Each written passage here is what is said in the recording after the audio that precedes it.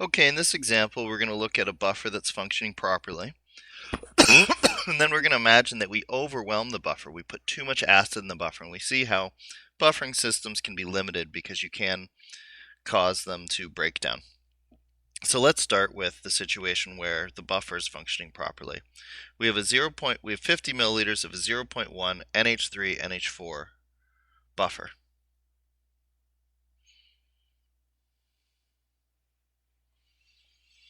And we have 0.2 molar HCl. We're going to add some of that to our buffer, and the amounts are here. So the first thing we're going to be doing is A, where we're adding 10 milliliters.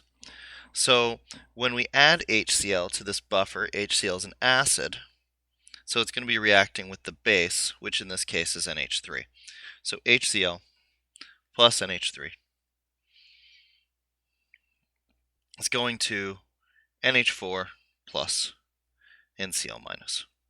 Okay, so we have a concentration here of 0.2 molar, a volume of 0.01 liters, and so we have 0.002 moles.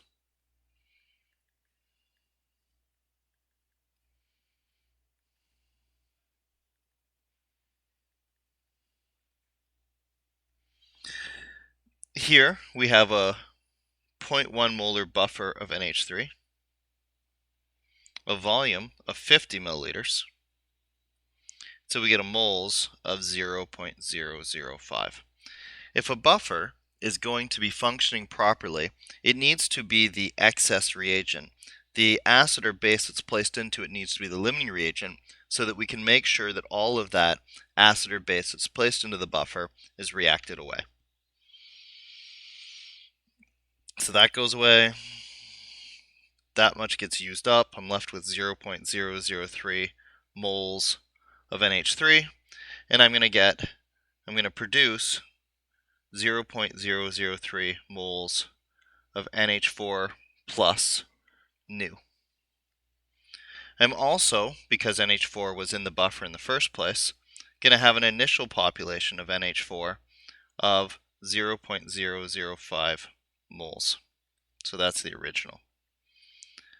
I can just use this number here because the concentration and volume are the same. So whatever the number of moles of NH3 is, I have the same number of moles originally of NH4. Now, having had 0.005 and added 0.003, I'm up to 0.008 moles of NH4. Finally, to go over to their equilibrium system, that's going to shift due to this change.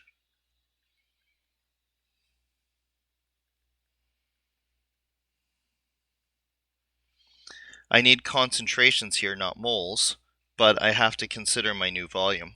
I had 50 milliliters of this and 10 milliliters of this, so that means my new volume total will be 60 milliliters. So when I'm calculating these new concentrations, I have 0.003 of this remaining, divided by the volume of 0.06 liters, giving me a new concentration, 0.05, right? Yeah, 0.05 molar. So that's my initial for my equilibrium. Here, I have 0.008 moles in that same 60 milliliters. So I get an initial concentration of 0.133 molar. I'm going to neglect my initial concentration of my OH minus. It's going to make it easy to predict the shift in this equilibrium. And then 0.05 minus x in 0.0133 plus x. And so that's my change. This is at equilibrium. The K expression for ammonia is, I want to say 1.8 times 10 to the negative 5. Yep, 1.8 times 10 to the negative 5. If I compare that to my initial concentration of 0.05, I'm going to see that it's much greater than 100. And so 0.05 is approximately equal to, or minus x is equal to that, and 0.0133 plus x is approximately equal to 0.0133. So basically my 100 rule applies. This is small, so I can neglect it. Writing my, that shouldn't be a Ka, that's a Kb because it's a base. Kb expression, I'm going to get the concentration of hydroxide and the concentration of ammonium over the concentration of ammonia.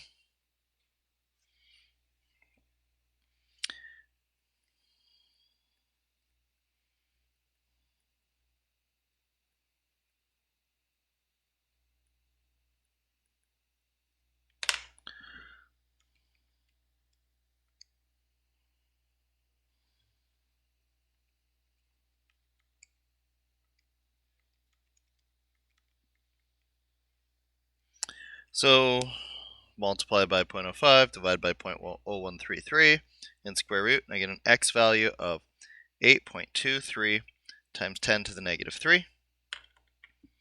Just going to do that one more time. Make sure I didn't mess it up.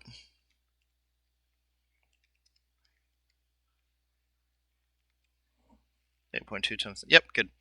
So that is my hydroxide population. So I can go ahead and calculate my pOH.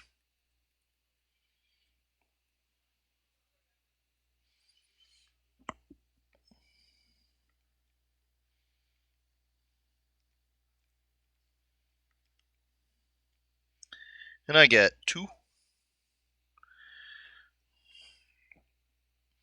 Now my pH then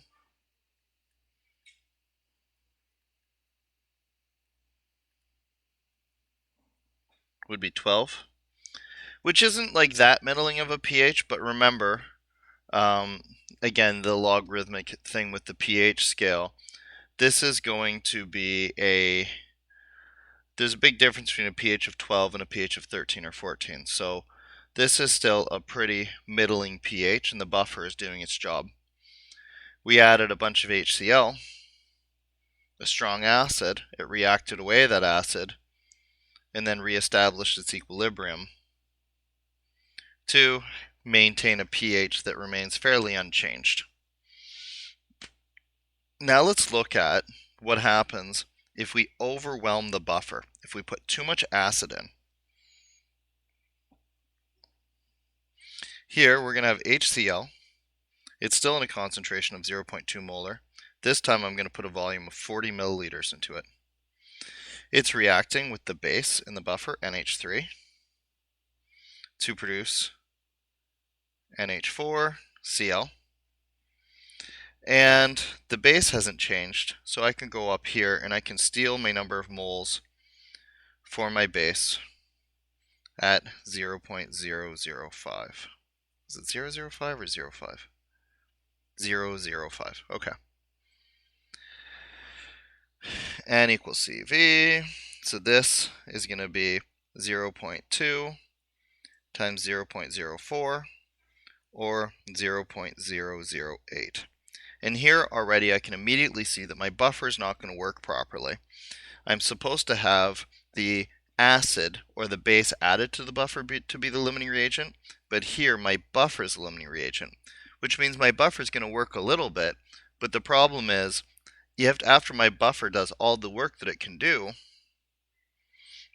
there's still going to be strong acid left over, which means the strong acid then is going to be able to act to produce a significant pH change.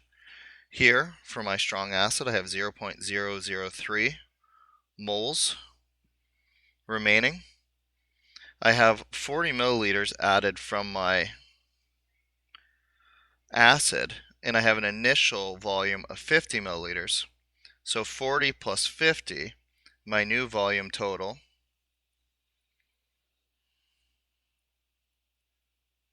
is 90 milliliters. And so I can come up with my new initial concentration for my HCl.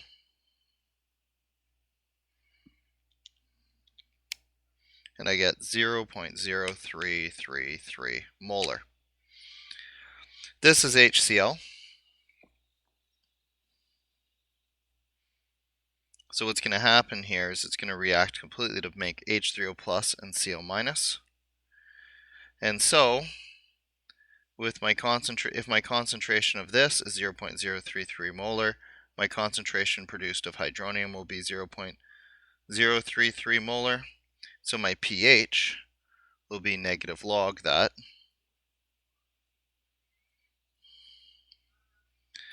Which will be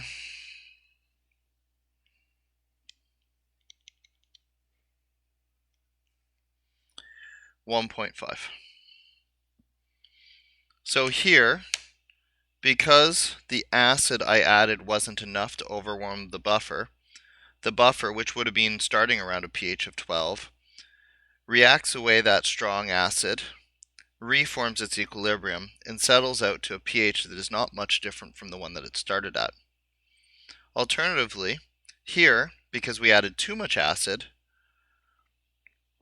the base can't neutralize all the strong acid. There's strong acid left over, and that strong acid creates a really strong population of H3O plus, and the pH swings wildly here all the way down to 1.5. So buffers are great for limiting changes to pH, but they have to work in the range where they are not the limiting reagent, they are the excess reagent, and they are able to completely react away the acid or base that's added to them. If you accidentally create a situation where the acid or base that's added to them overwhelms them or has more moles, then there's still going to be strong acid or base left over, and that's going to be allowed to change the pH to extreme values.